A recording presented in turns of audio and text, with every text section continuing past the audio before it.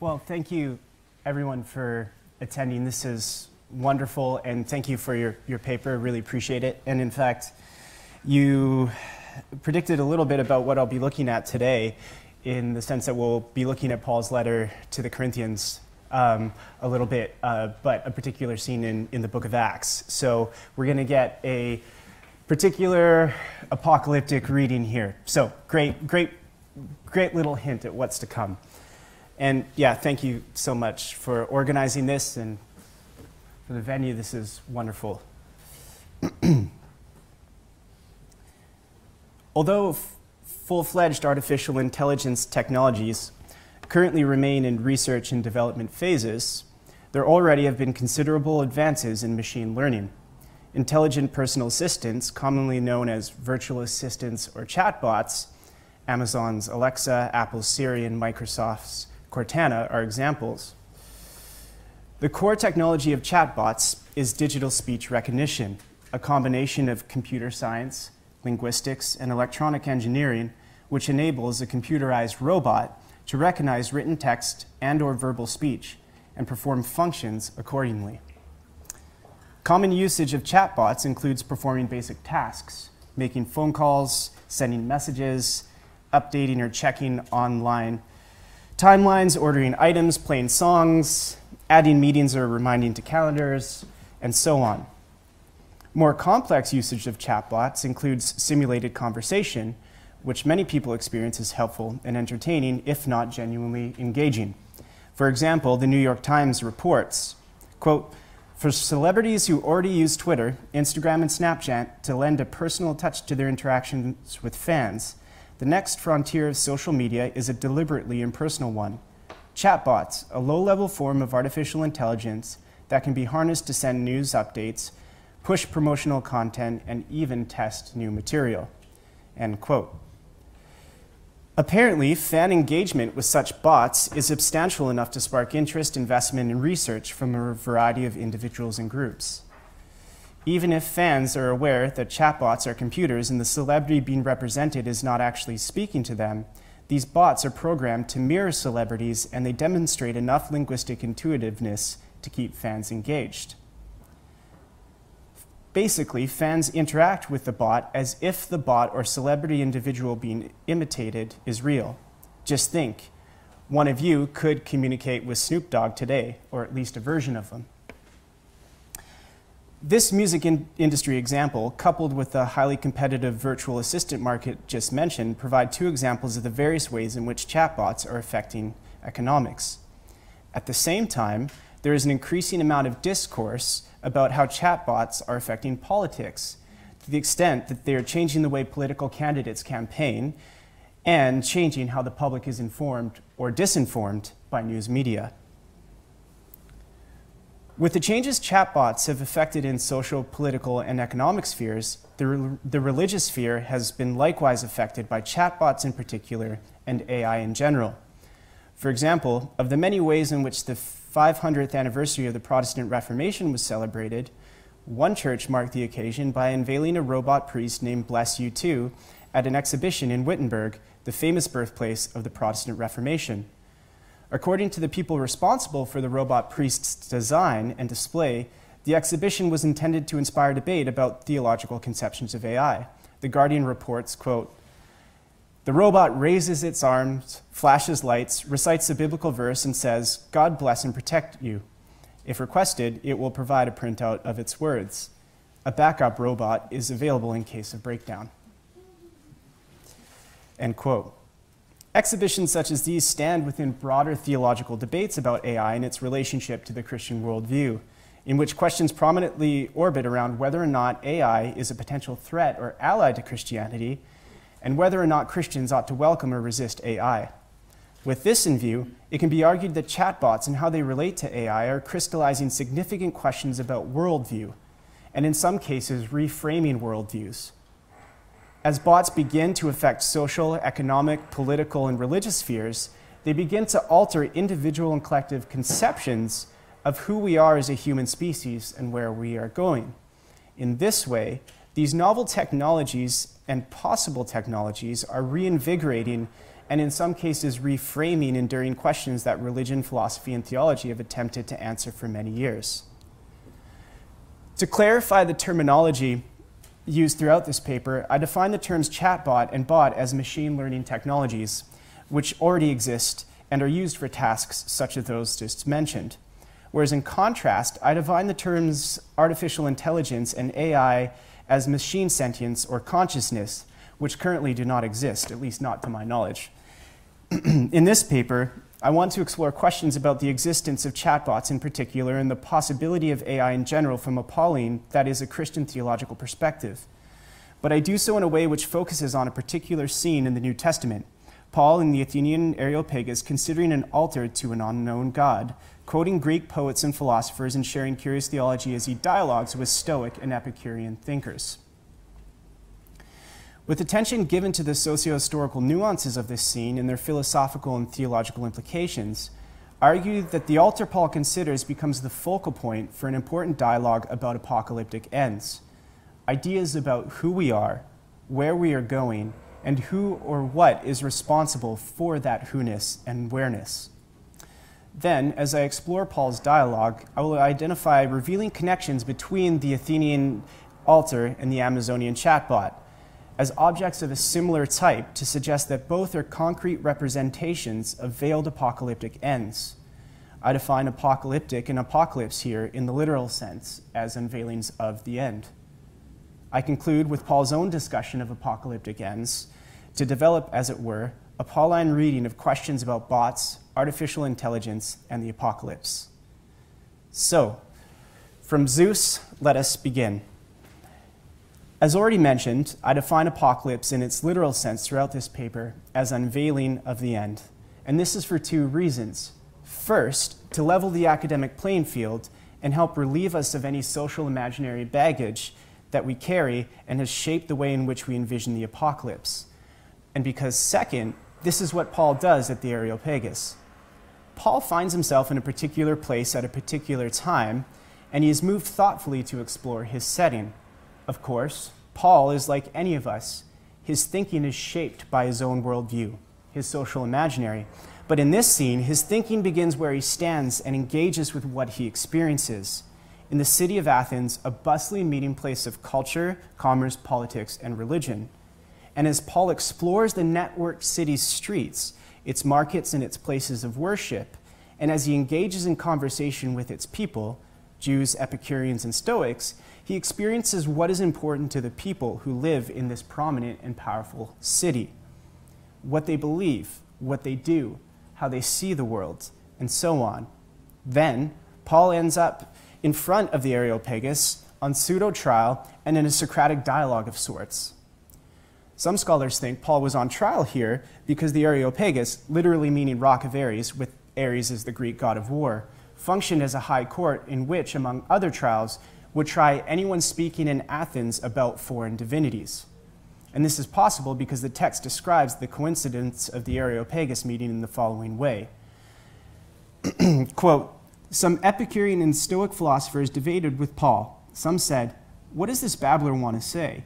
Others said, 'He seems to be a proclaimer of foreign divinities.' This was because Paul was telling the good news about Jesus and the resurrection. So they took him and brought him to the Areopagus and asked him, 'May we know what this new teaching is that you are presenting? It sounds rather strange to us, so we would like to know what it means.'" End quote. My sense is that this is a sort of soft trial in which the Athenians are genuinely curious to hear from and dialogue with Paul, but at the same time, there's the looming possibility that it could pivot quickly into a hard trial if Paul misspeaks and the Athenians are offended. But however this scene is read, the Areopagus, being a mixture of high courts, cultural spaces, economic exchanges, and religious temples, is a meeting place of power in Athens. So a sort of classic axis mundi is represented here, the polis, the city, as the center of the world, in which society, economics, politics, and religion connect with and confront each other. I suppose a modern-day equivalent would be Silicon Valley as a meeting place of power within the world market. But Paul begins by stating he notices that the Athenians are, quote, extremely religious in every way. The evidence for this, he says, is, "I went through the city and looked carefully at the objects of your worship." And then he mentions one object in particular. Quote, I found among these objects an altar with the inscription, to an unknown God. What therefore you worship is unknown, this I proclaim to you. And then Paul begins to represent his own theology. But what's really interesting is that Paul also quotes Greek poets, which reveals important nuances in his philosophical and theological engagement with the altar he mentions. The first quote is from 6th century BCE Cretan seer Epimenides. Not much is known of him in that his biography is nebulous in a fascinating mythical way, but he's credited with various religious, poetic, and mystical works and is mentioned by Plato and Aristotle as one who famously purified Athens in 500 BCE. Some scholars connect him to early Orphic and Dionysian religion, but this is mixed with other hazy mythical accounts of him living for hundreds of years, sleeping for 57 years in a cave whilst tending his father's sheep, to awake with the gift of prophecy, and experiencing various wanderings outside of the body. Paul quotes this poet only twice in the New Testament, and here he cites a line from a poem called Cretica, of which only a fragment remains. I'll read the 4 lines of the poem. Quote, "They fashioned a tomb for you, holy and high one. Cretans, always liars, evil beasts, idle bellies. But you are not dead. You live and abide forever. For in you we live and move and have our being." Remember, Epimenides is Cretan, so he's actually speaking about himself and his culture, so he's allowed to say that they're liars and evil beasts. But as a whole, the poem is about Zeus. It laments that the Cretans built a tomb for Zeus, whom Epimenides believed is immortal and consequently believed that appropriate worship of Zeus did not honor him with a tomb for the dead. This shapes the last 2 lines of Cretica. To paraphrase, he's saying, Zeus is not dead, Cretans, he lives forever.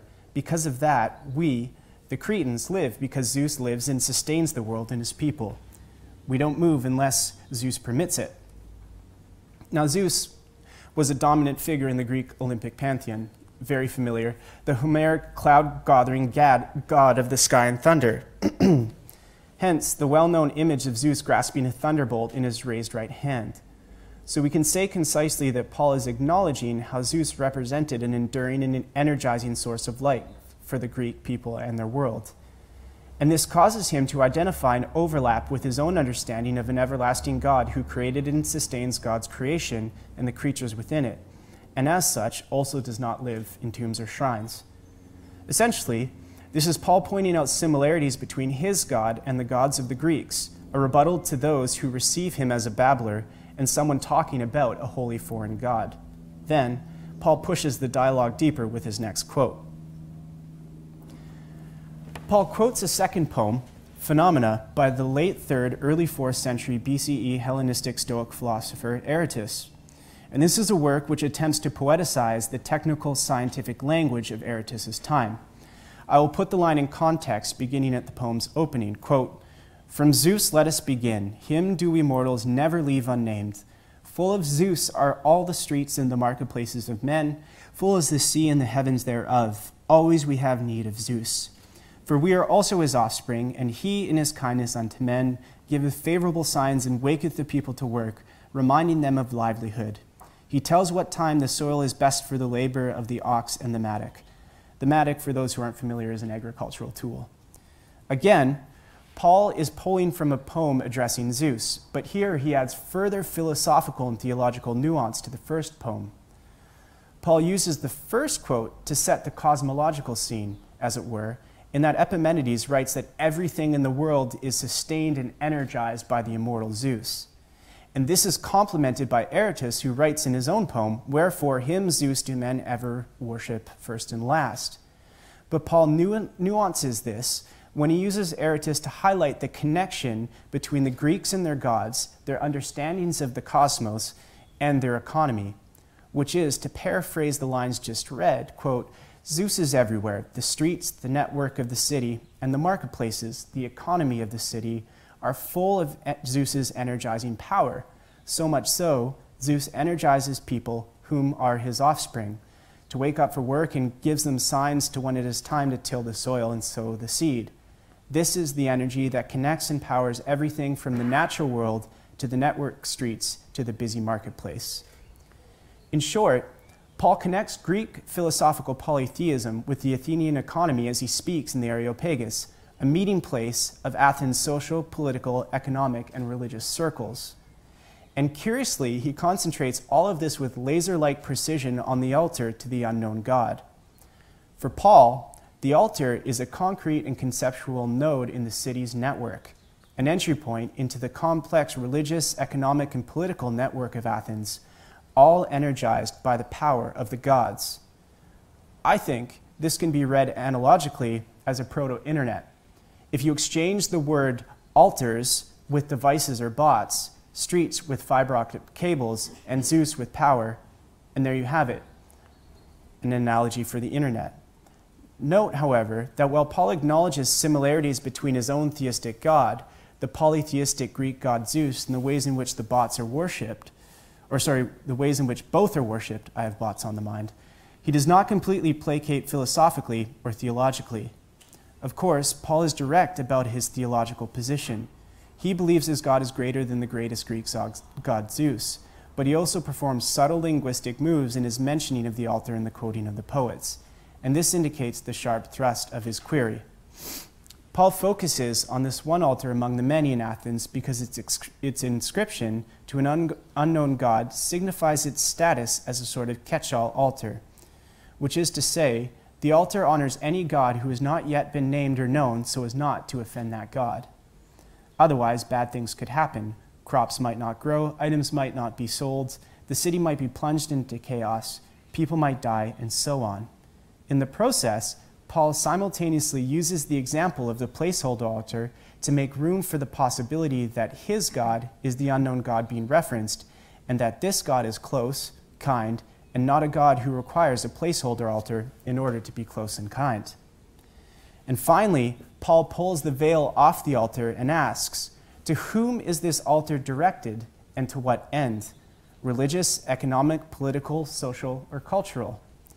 Paul's communicative work here hints at his own preliminary answer.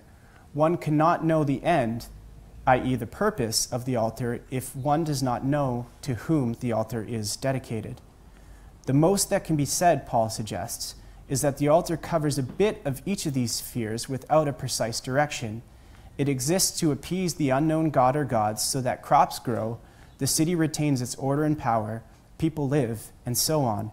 And in this way, another analogy emerges.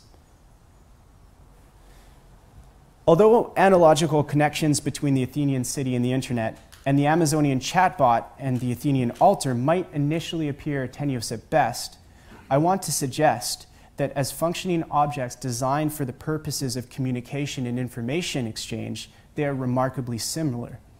The chatbot might be able to simulate verbal conversation in a way that the altar cannot, but the altar is no less powerful in its communicative ability.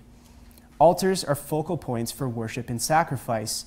These are communicative acts, information exchanges which take place between a worshiper and whom or what they worship.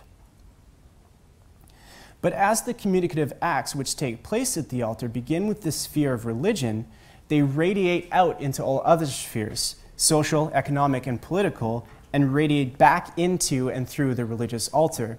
With time, the altar could become a socially communicative act, a decoration in one's home. It could become a politically communicative act, a representation of Athenian power, or an economically communicative act. Quote, all altars on sale, they must go today. This is why altars are everywhere in the city and not just in one place. As I suggested earlier, I see Paul seeing a veritable network of information exchanging altars in Athens connected to and powered by the energy of the gods. Even if some of the gods are unknown and unnamed, they serve various purposes and are oriented to various ends. And Paul is trying to pin down exactly to what end and to whom or what these altars are directed. Likewise, the chatbot is a functional object designed for the purposes of communication.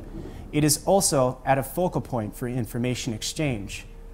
But, unlike the altar, the communicative acts taking place at these focal points represent a multiplicity of exchanges which increase the indeterminacy of ends. This is because the chatbot is connected to a global rather than an urban network, the internet, as I mentioned, and as such, the communicative exchanges taking place at the chatbot radiate into, out of, and through all spheres, the social, the economic, political, and religious, and they flow back into and through the chatbot.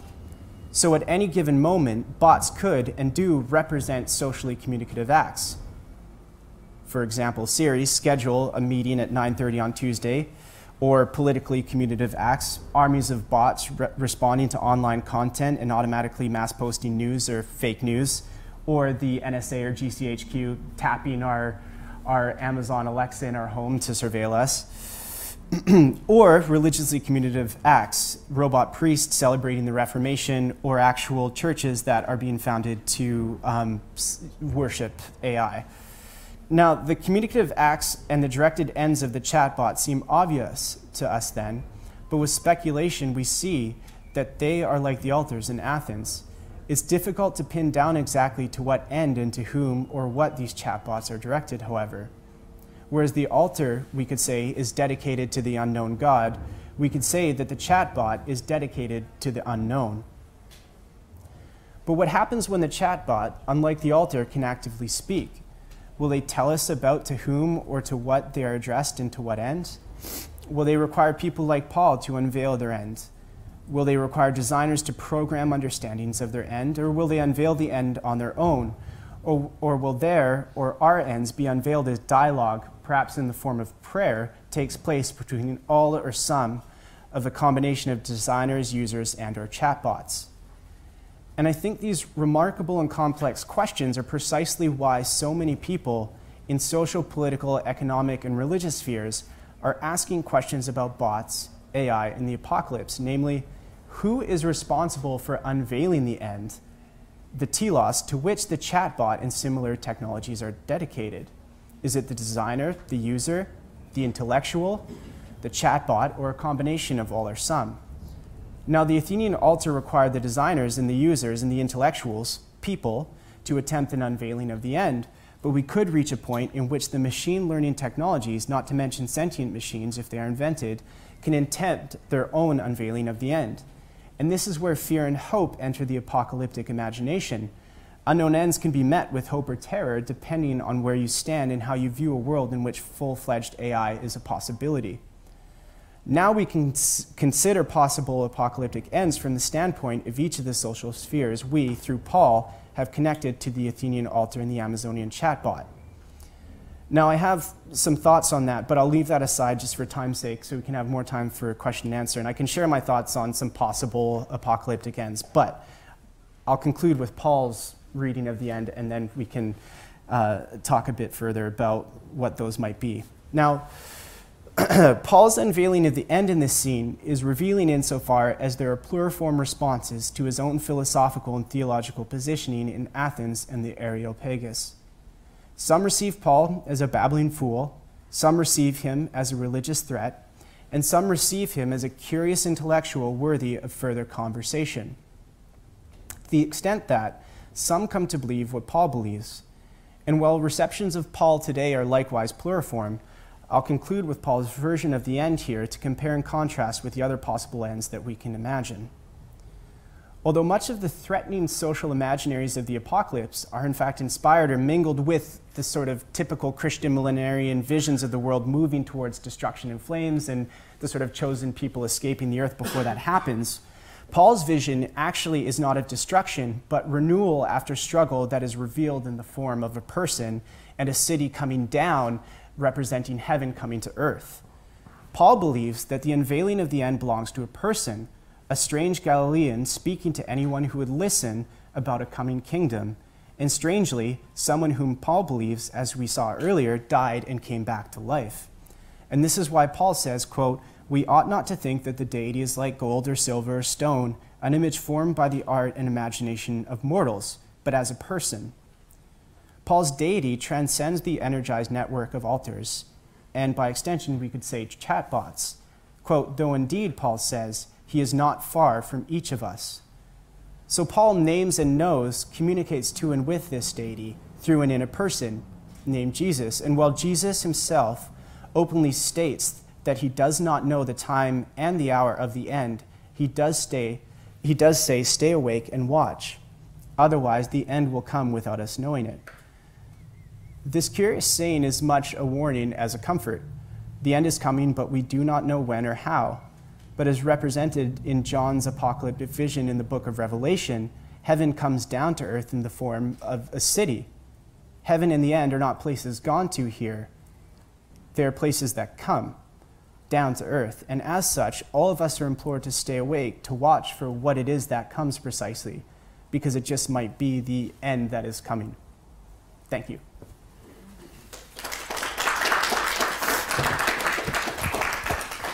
Thank you, Michael. Questions for Michael? Robert. Thank you. I'm not sure if you're familiar. A few years ago, the Alice chatbot, they actually had on the internet a God version of it, and it would purport to be God, and it was mostly really humorous, and it was kind of the most violent version of the Hebrew God imaginable. It was always smiting people for things. But in thinking about chatbots as altars, in a sense, I mean, it seems plausible that people will have religious chatbots that might speak on behalf of their gods, and if the chatbot that speaks on behalf of Snoop Dogg is compelling to the fans of Snoop Dogg, how compelling might the chatbots for various gods be for their followers? Would you care to speculate on that? I would say it depends who you ask. I mean, because I think a unnuanced view would say the person speaking to a chatbot representing a celebrity is involved in a trivial act. And likewise, I'm sure that a trivialized reading of somebody interacting with a bot representing a deity, it could be easy to judge that as trivial as well or misguided somehow. But I would be cautious. And what's interesting with Paul's engagement with the altar is his sensitivity. I mean, he's clear about what he believes, but he also sees overlaps in a desire for connection. And I think that needs to be taken into account and engaged with in a thoughtful way. So I would want to have a conversation with anybody who is engaged in that communicative exchange and say, why? I mean, the fascinating thing is that assumedly everybody knows that the celebrity they're speaking to is not them, but it's still rewarding in some sense. Anyone else? No? One more. Hi. Until you mentioned it, I wasn't aware of these celebrity chatbots. You mentioned Snoop Dogg. Can you suggest other ones? And how effective are they in terms of feeling like the real celebrity? It varies from celebrity to celebrity. I can actually, after, give you the link to the original New York Times article. If I recall, the celebrities who were mentioned are bands. It was Maroon 5 and Aerosmith, particularly Steven Tyler. The Aerosmith one wasn't very sophisticated. Its only answer was rock on.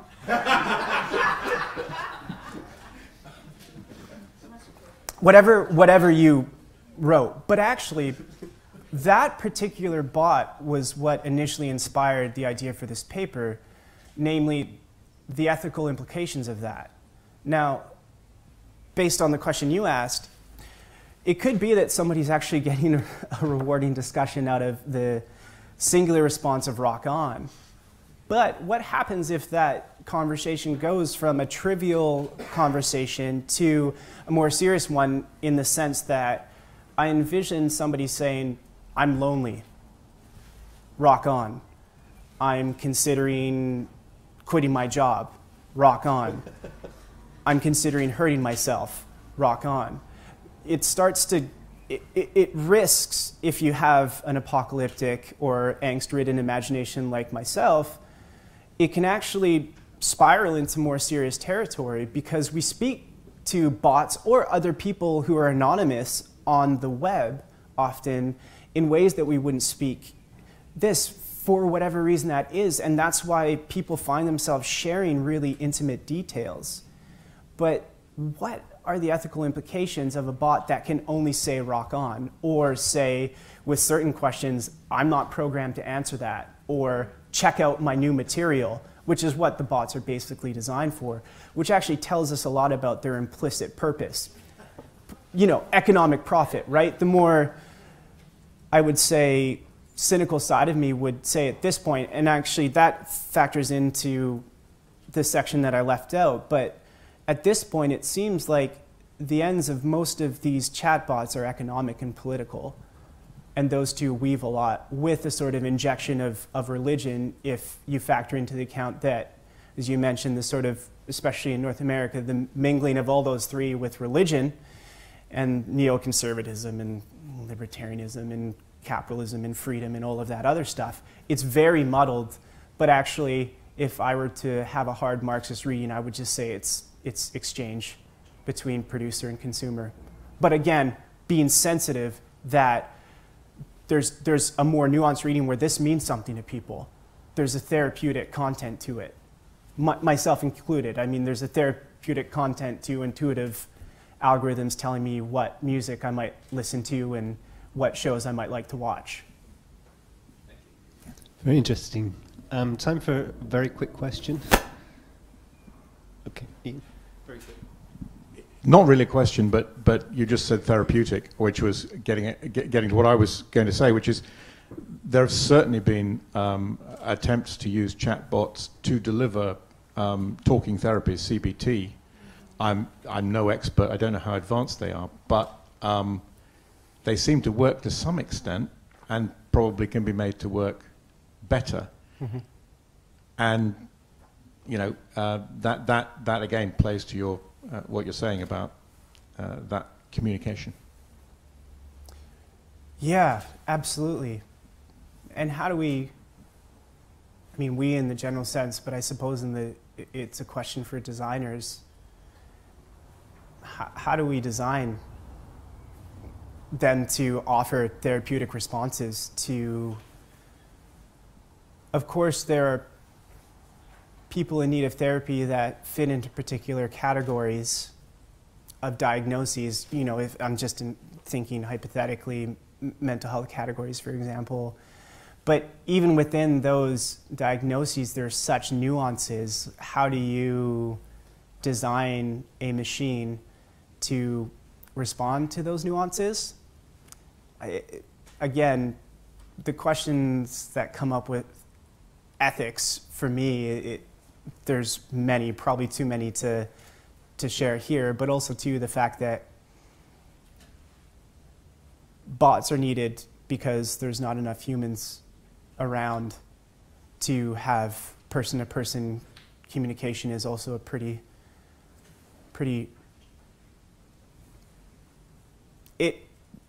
yeah, sad, I would say. There's enough humans. Unfortunate. But they want to get paid. Bots are cheap. That's true. Yeah. Yeah. Efficient. Okay. We have to move on. Let's get. Thank you very much, Michael.